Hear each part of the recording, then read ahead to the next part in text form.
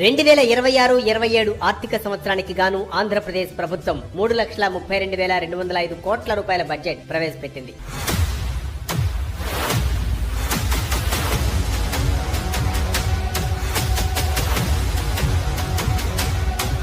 ఇందులో రాజధాని అమరావతి నిర్మాణానికి 6,000 కోట్లు, విద్యుత్ రంగానికి 13,934 కోట్ల రూపాయలు, విశాఖ ఆర్థిక ప్రాంతానికి 28,000 కోట్ల రూపాయలు, హోంశాఖ 9,165 కోట్లు, ఎన్టీఆర్ భరోసా 27,719 కోట్లు, రోడ్లు, పోర్ట్లు, ఎయిర్పోర్ట్లు 13,546 కోట్లు, మహిళా శిశు సంక్షేమానికి 4,581 కోట్లు ఇలా వివిధ కేటాయింపులు చేపట్టింది.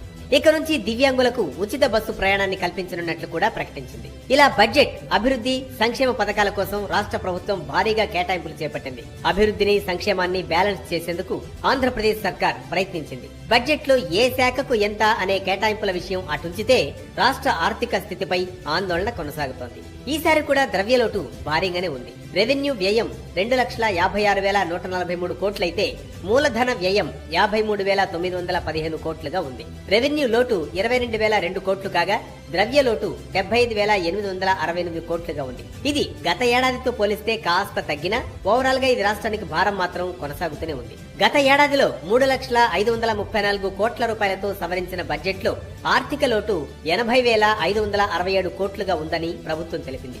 రాష్ట్ర విభజన తర్వాత 2014-15 ఆర్థిక సంవత్సరంలో ద్రవ్యలోటు 31,711 కోట్ల రూపాయలు ఉండగా అది 4వ ఏడాదికి 6,629 కోట్లకు తగ్గింది. కానీ మళ్లీ 2020-21 నుంచి భారీగా పెరుగుతూ వచ్చింది. 2020-21లో అది ఏకంగా 35,261 కోట్ల రూపాయలకు పెరిగింది. ఇక ఆ తర్వాత నుంచి ద్రవ్యలోటు పెరుగుతూ వస్తోంది. సంక్షేమ పథకాలకు ప్రాధాన్యం ఇస్తున్న ఆంధ్రప్రదేశ్ ను ఈ సమస్య గత కొంతకాలంగా వేధిస్తూనే ఉంది. అప్పుడు నవరత్నాల పేరుతో సంక్షేమం కోసం పెద్ద ఎత్తున ప్రభుత్వం ఖర్చు చేస్తే ఇప్పుడు సూపర్ 6 వంటి స్కీమ్స్ తో అమలవుతున్న ఖర్చు రాష్ట్ర ఖజానాకు ఆర్థిక భారాన్ని పెంచుతోంది. ప్రస్తుతం పెన్షన్ల కోసమే ప్రభుత్వం ఏటా సుమారు 35,000 కోట్ల రూపాయలను వెచ్చించాల్సి వస్తోంది.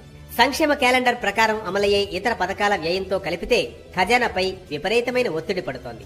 ఈ అప్పుల అంశమే రాజకీయంగానూ విమర్శ ప్రతి విమర్శలకు తెరతీసింది.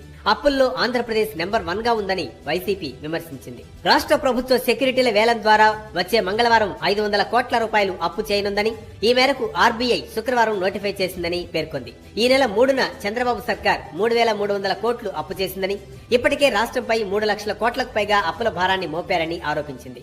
రుణభారం పెరగడం తప్ప ప్రజల జీవన ప్రమాణాలు మారడం లేదని విమర్శించింది. కాగా అప్పు తీర్చడానికి కొత్త అప్పులు చేయాల్సి వస్తోందని, గత ప్రభుత్వంలో రాష్ట్రం 9.74 లక్షల కోట్ల రూపాయల అప్పుతో ఆర్థికంగా విధ్వంసమైందని ఆర్థిక మంత్రి పయ్యావుల కేశవ్ బడ్జెట్ ప్రసంగం సందర్భంగా విమర్శించారు.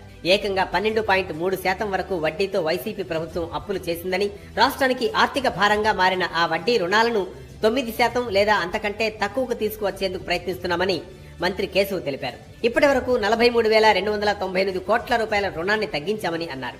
ఏది ఏమైనా ఆర్థిక స్థిరత్వం కోసం ప్రభుత్వం సత్వర కృషి చేయడం అనివార్యం. పెట్టుబడులు పెంచి రాష్ట్ర ఖజానాను ఆదాయం ఎంత వేగంగా పెంచితే భారం అంత త్వరగా తగ్గుతుంది. ఇక రాష్ట్ర వనరులతో పాటు ఈ భారం తగ్గించేందుకు కేంద్రం నుంచి సాయం అందుతుందేమోనని రాష్ట్ర ప్రభుత్వం ఆశిస్తోంది. అమరావతి, పోలవరం ప్రాజెక్టుల కోసం నిధులు, విభజన చట్టం హామీల అమలు విషయంలో కేంద్రం నుంచి సానుకూల స్పందన వస్తే అది ఆంధ్రప్రదేశ్ కు బిగ్ రిలీఫ్ అవుతుందని విశ్లేషకులు చెబుతున్నారు.